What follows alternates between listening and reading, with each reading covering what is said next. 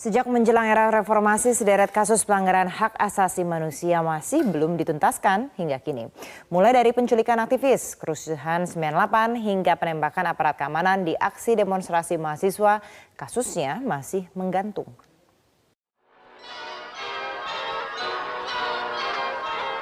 Pelanggaran hak asasi manusia atau HAM yang diduga melibatkan Presiden Soeharto.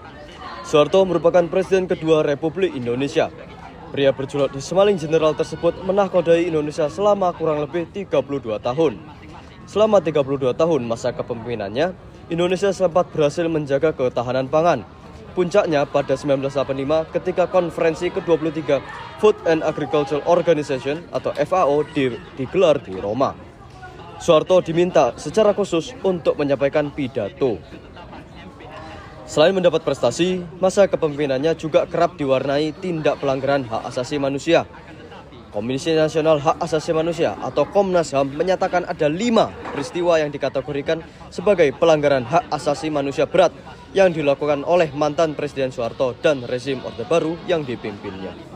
Dengan ucapan selamat Presiden kepada para anggota Lembaga Pemilihan Umum yang baru dilantik, diikuti oleh para Menteri Kabinet Pembangunan serta undangan lainnya.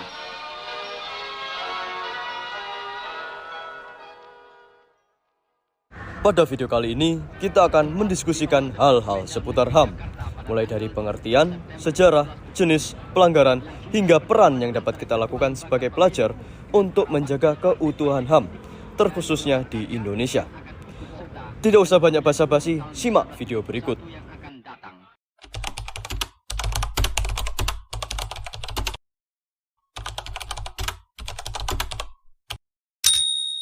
Menteri Dalam Negeri, Ketua Lembaga Pemilu Amir Mahmud dalam kata sambutannya mengatakan bahwa semua tanda gambar... Nah, sebelum saya melanjutkan penjelasan saya mengenai HAM secara lebih detail, saya akan memulai dengan memberitahu Anda apa itu HAM.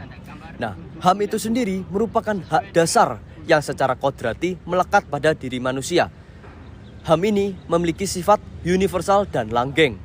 Nah, oleh karena itu, HAM itu harus dilindungi, dihormati, dipertahankan, dan tidak boleh diabaikan, dikurangi, atau dirampas oleh orang lain.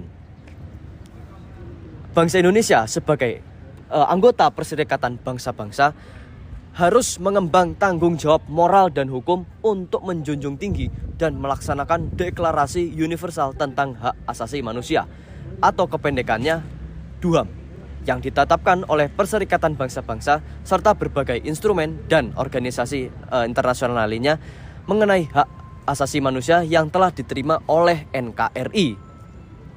Nah, atas dasar pertimbangan hal tersebut dan dalam rangka melaksanakan ketetapan Majelis Permusyawaratan Rakyat Republik Indonesia nomor 17 MPR tahun 1998 tentang hak asasi manusia, nah, Indonesia perlu untuk membentuk undang-undang tentang hak asasi manusia.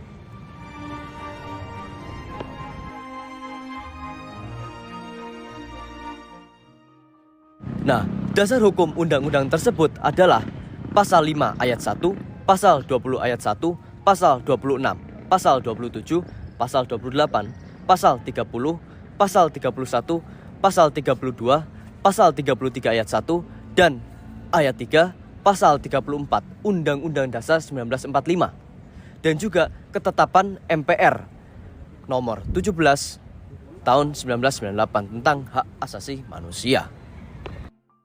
Setelah mendengar penjelasan dari rekan saya tadi, selanjutnya kita akan menonton sedikit cuplikan mengenai hak asasi manusia yang ada di Indonesia, khususnya pada era pemerintahan Presiden Soeharto atau Orde Baru.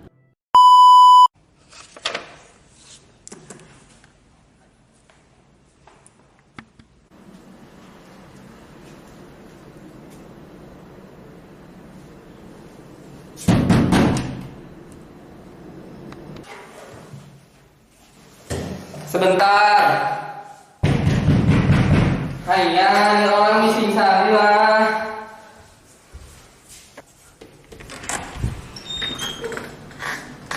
Hayya, ini ada apa rame-rame lah?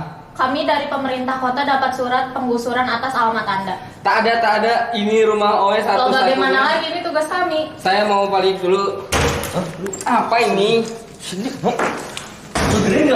Few moment later. Taruh situ. Nah, ini orang tak beradab sekali lah. Rumah Oe sudah digusur. Tak ada rumah lagi. Berdasarkan cuplikan yang telah kalian tonton, kita dapat menyimpulkan bahwa banyak sekali hal-hal mengenai HAM yang dapat kita uraikan, baik dampaknya, bentuk pelanggaran, dan juga jenis yang bermacam-macam. Jenis-jenis HAM antara lain yang pertama, hak sipil dan politik. Hak sipil dan politik mencakup hak untuk hidup, bebas dari penyiksaan, hak untuk berkumpul dan berserikat, dan hak untuk menyatakan pendapat. Lalu yang kedua terdapat hak ekonomi, sosial, dan budaya. Hak ekonomi, sosial, dan budaya mencakup antara lain hak atas pendidikan, kesehatan, pekerjaan, dan perumahan. Lalu yang ketiga terdapat hak-hak budaya. Setelah mengenal mengenai jenis-jenis HAM yang ada, selanjutnya saya akan memberi beberapa contoh dari jenis-jenis HAM yang ada. Pertama, hak sipil dan politik. Contohnya antara lain hak untuk memilih dan dipilih dalam suatu pemilu, hak untuk ikut serta dalam pemerintahan, hak untuk membuat parpol dan organisasi lain, hak untuk diperlukan secara adil dan jujur di mata hukum, dan hak untuk memiliki pemikiran sendiri. Yang kedua, hak ekonomi, sosial, dan budaya. Antara lain, hak untuk mendapatkan tempat tinggal yang layak, hak untuk mendapatkan pekerjaan yang layak, hak untuk mendapatkan pendidikan yang layak, dan hak untuk mendapatkan pelayanan kesehatan yang layak. Yang ketiga, hak budaya. Antara lain, hak untuk mengembangkan budaya sesuai minat dan bakat masing-masing, hak untuk memeluk dan melaksanakan agama masing-masing, dan hak untuk berkreasi dan menampilkannya.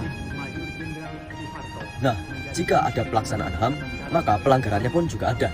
Menurut Undang-Undang Nomor 39 Tahun 1999 tentang HAM yang berbunyi, setiap perbuatan seseorang atau kelompok orang, termasuk aparat negara, baik disengaja maupun tidak disengaja, atau kelalaian yang secara melawan hukum mengurangi, menghalangi, membatasi, dan atau mencabut hak asasi manusia seseorang atau kelompok orang yang dijamin oleh undang-undang ini dan tidak mendapatkan atau dikhawatirkan tidak akan memperoleh penyelesaian hukum yang adil dan benar berdasarkan mekanisme hukum yang berlaku.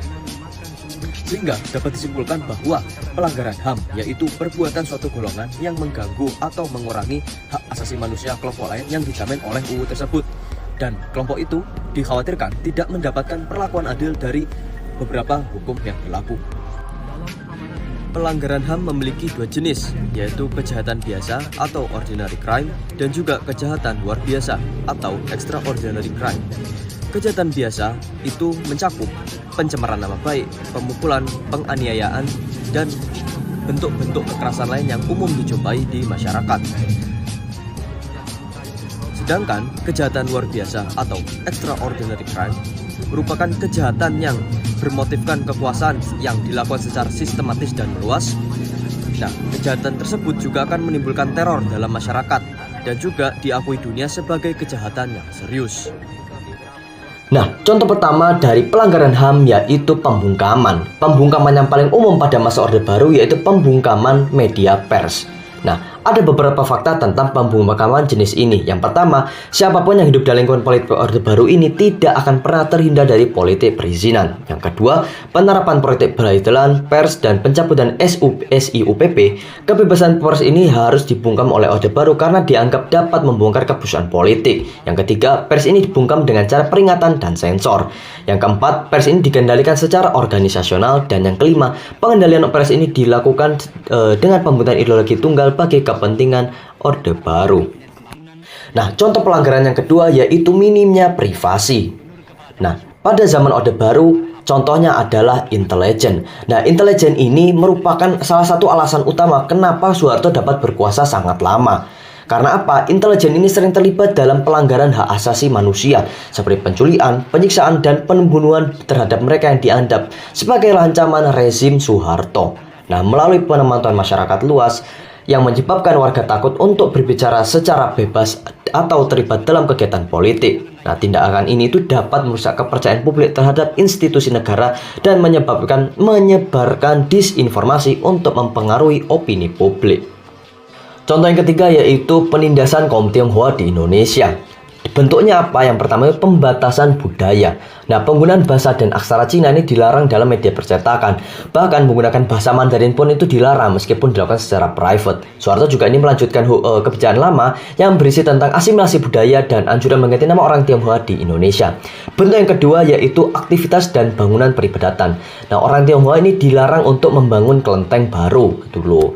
Lalu yang ketiga ini pembatasan sosial dan politik. Nah, pada masa Orde Baru ini orang Tionghoa ini hanya diperbolehkan berpolitik melalui 3 buah partai, yaitu Partai Golkar, PP, dan PDI. Soeharto ini juga secara aktif membatasi gerak politik etnis Tionghoa dan stereotip masyarakat kepada orang Tionghoa kala itu juga cenderung negatif. Bentuk yang terakhir yaitu permasalahan bidang administratif. Orang etnis Tionghoa ini diwajibkan untuk memiliki surat bukti kewarganegaraan Republik Indonesia atau SBKBRI sebagai bukti sah bahwa mereka adalah warga negara Indonesia.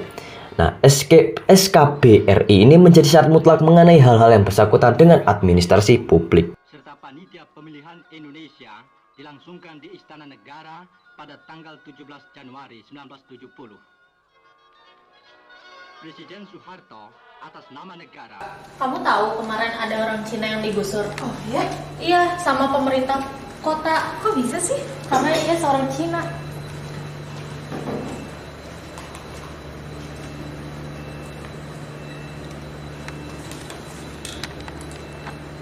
Si Adu udah kelihatan. Dia ke arah utara. Wan, kamu cepetan ke sana. Baik Mang Ade, informasi telah saya terima, target telah terlihat. Masa iya? Iya. Sebentar. Halo? Iya, saya ke sana. Sudah dulu ya, saya sudah dijemput. Oke, selamat tinggal. Baiklah.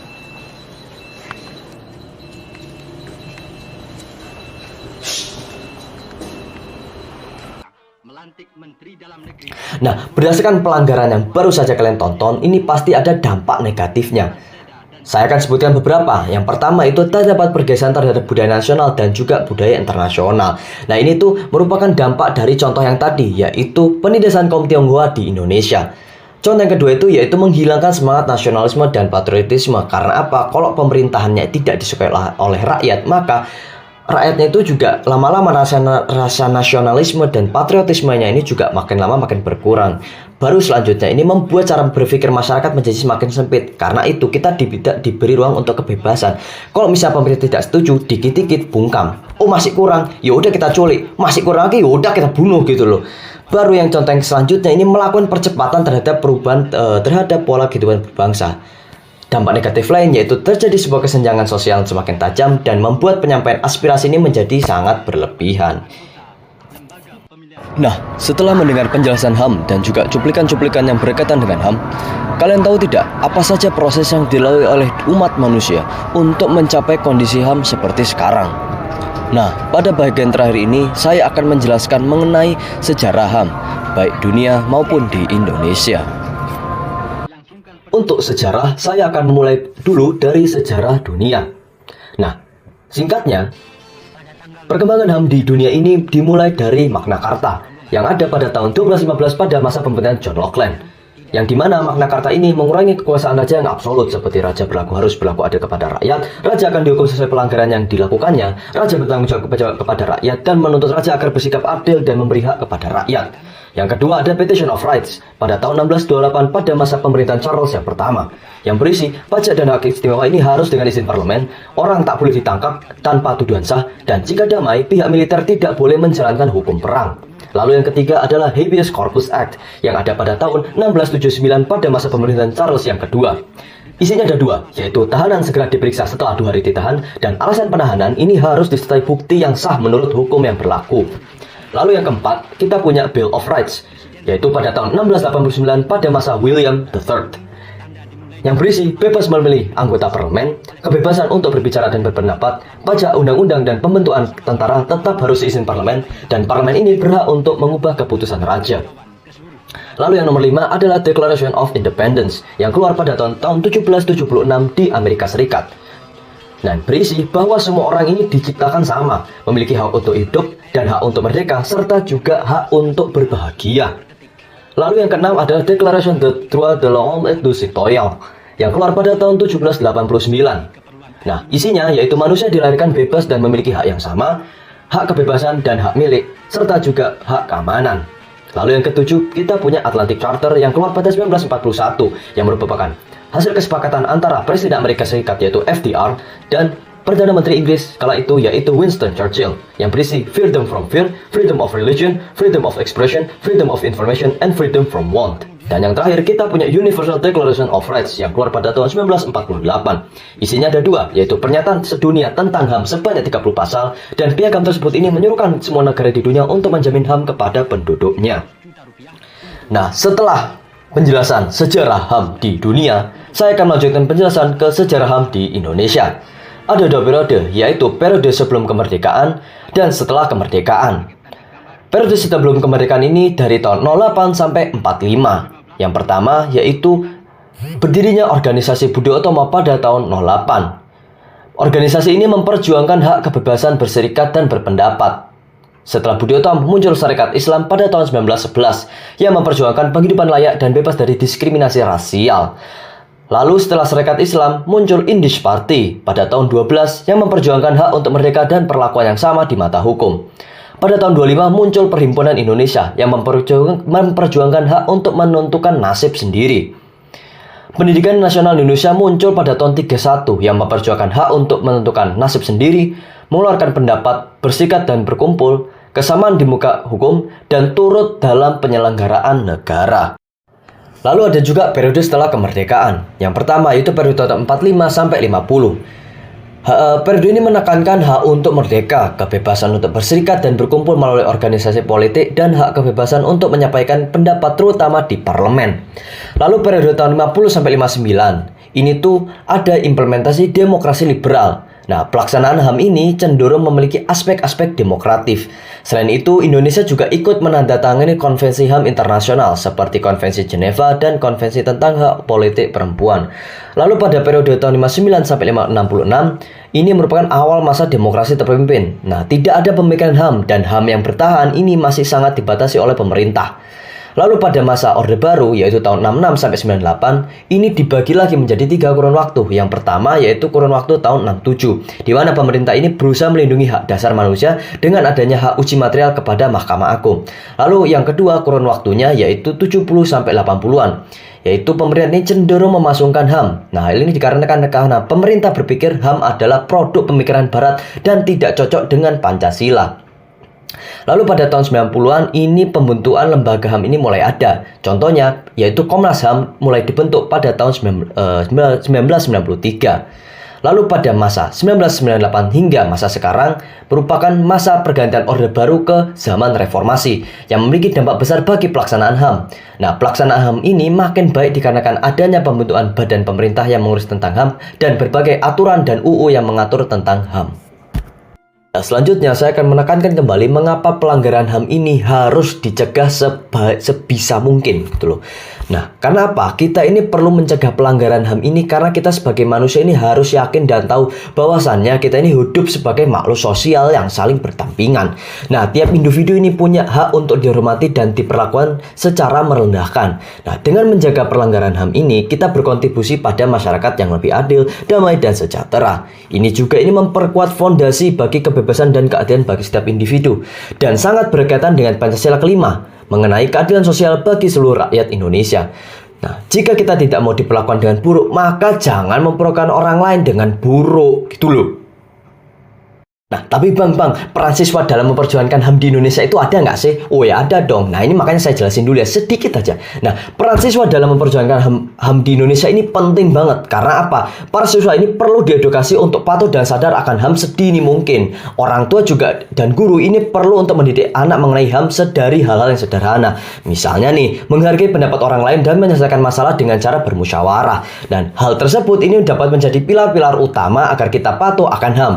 Nah, kita ini ini ya, para siswa dan siswi sebagai kaum terpelajar ini harus dapat dengan teguh dan penuh keyakinan atas hak-hak yang kita peroleh. Kita ini juga harus tegas akan hak yang kita peroleh dan membantu orang lain akan kesadaran mengenai hal tersebut. Nah, kita sudah sampai di penghujung video. Tapi sebelum saya akhiri videonya, saya akan rangkum sedikit penjelasan-penjelasan yang barusan kalian dengar. Nah, jadi hak asasi manusia adalah hak dasar yang melekat pada setiap individu, terlepas dari hak latar belakang, ras, agama, jenis kelamin, atau status sosial ekonomi. Hak ini merupakan hak yang tidak dapat dicabut dan harus dihormati serta dilindungi oleh negara dan masyarakat. Hak ini mencakup berbagai aspek seperti hak sipil dan politik, hak ekonomi, sosial dan budaya, dan hak budaya. Nah, sejarah HAM di Indonesia ini juga menunjukkan evolusi pemikiran dan praktik HAM dari periode sebelum kemerdekaan hingga pasca kemerdekaan dengan berbagai organisasi dan undang-undang yang berkontribusi pada perlindungan HAM. Nah, sekian video seputar HAM dari kami. Kami ini minta maaf banget kalau kita ada salah kata atau ngejelasin kecepatan dan lain-lain. Pokoknya kita minta maaf banget nih. Nah, insya Allah video ini bisa kita jadikan pengalaman untuk lebih baik lagi ke depannya dalam mengerjakan proyek yang serupa, terkhususnya. Saya Rangga Arnaldindra selaku narator utama dan perwakilan kelompok ini mengucapkan wassalamualaikum warahmatullahi wabarakatuh dan sampai jumpa kembali.